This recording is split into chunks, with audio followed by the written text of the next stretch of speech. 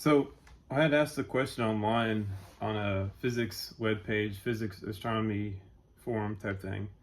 I wrote, I was searching around and I'm wondering what is the evidence used to support the hypothesis that Earth has remained relatively the same mass for its entire existence.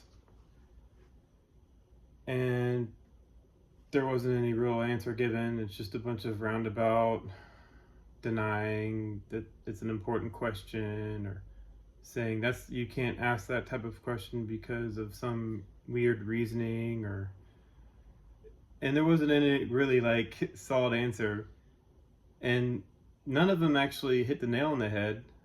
I Celeste. None of them actually hit the nail on the head and said, "Hey, it's an assumption. We assumed Earth to be about approximately the same mass, give or take a moon or a Theia collision or whatever." And it just goes right over their heads as to the fact that Earth was far more massive than it is right now, and all the evidence points to that. It's like they're living in a dream world. They're living in the cave, Plato's cave. And I wrote here, it would make more sense that Earth was far larger than it is now. Number one, it captured the moon, which means Earth had to have been far more massive. The moon is 181 times the mass of the Earth, and it couldn't have been captured with the Earth's mass as it is now. It's too heavy.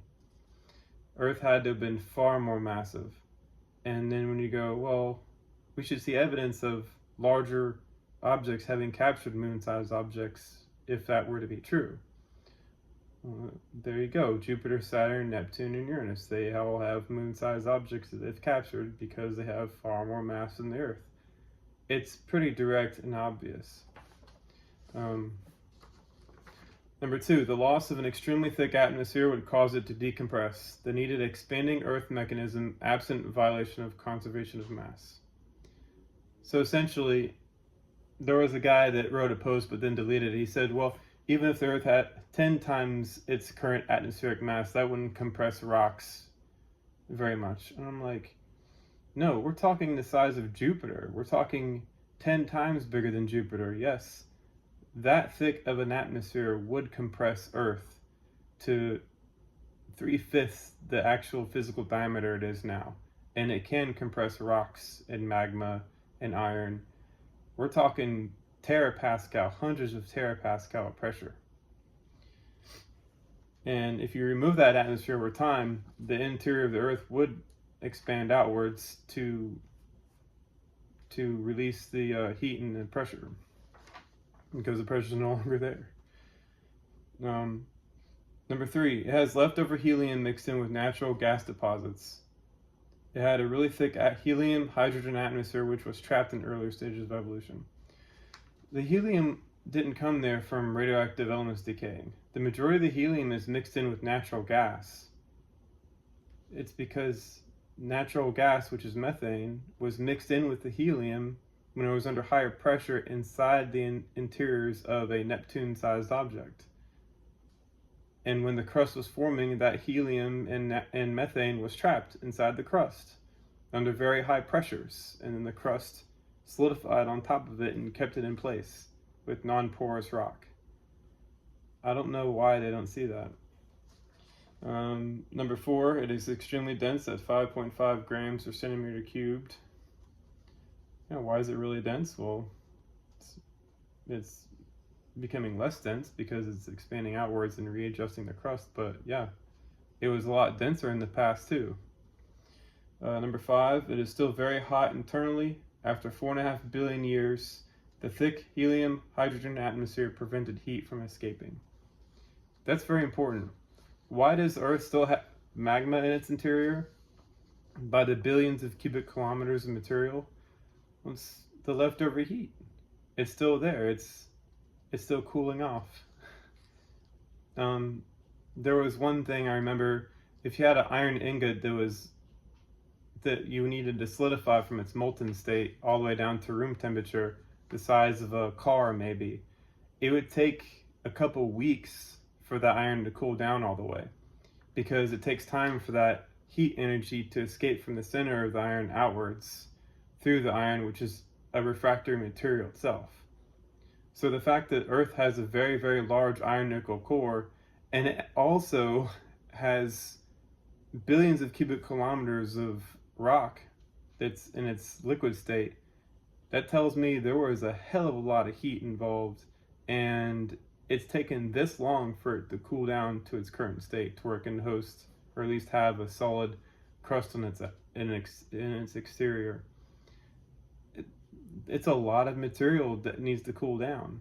You don't need radioactive isotopes keeping it warm. That's ridiculous.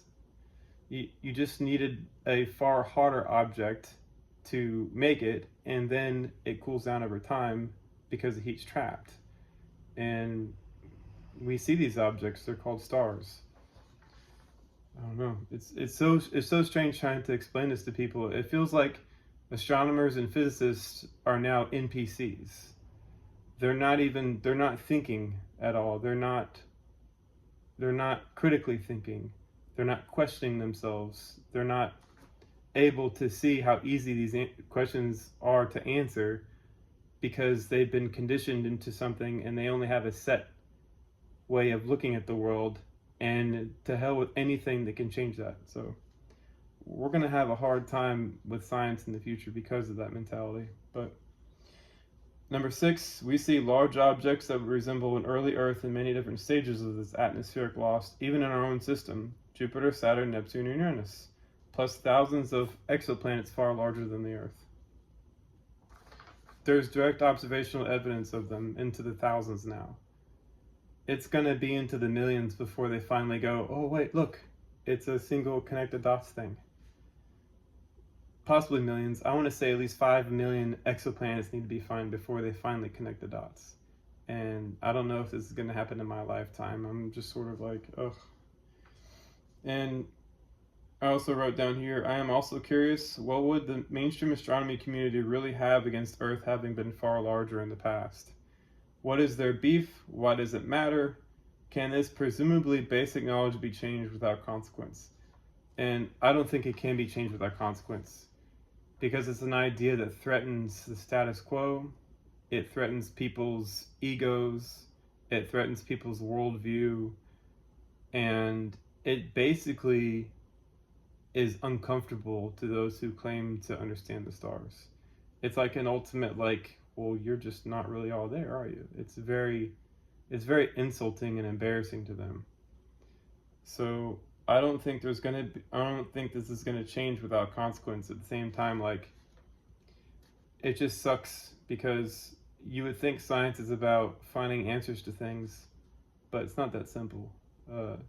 You have to navigate egos, you have to navigate personalities, and basically you have to keep your nose down and just work on your stuff without any acknowledgement. It's basically all there really is to it. All right, later, y'all.